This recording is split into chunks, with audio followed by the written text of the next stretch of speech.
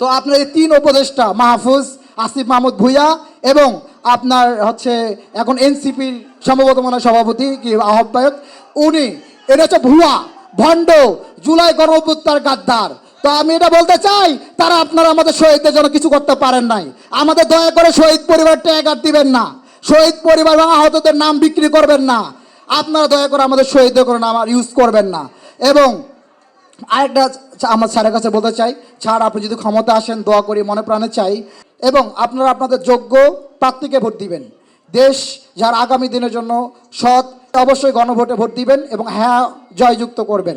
এবং বাংলাদেশ জাতীয়তাবাদী দলের চেয়ারম্যান জনাব তারেক রহমান স্যারকে আছে, এখানে আমার উপস্থিত বসা আছে, স্যারকে আমি অনুরোধ করে এবং বিনয়ভাবে জানাবো, স্যার বাংলাদেশের সকল শ্রেণীর মত বিমত সব ভুলে গিয়ে বাংলাদেশ সকল রাজনৈতিক দল তারা যেন সবাই হ্যাঁ ভোটের পক্ষে প্রচার প্রচারণা চালায় এবং জুলাই ঘোষণাপত্র যেন বাস্তবায়ন হয় হ্যাঁ ভোটের মাধ্যমে।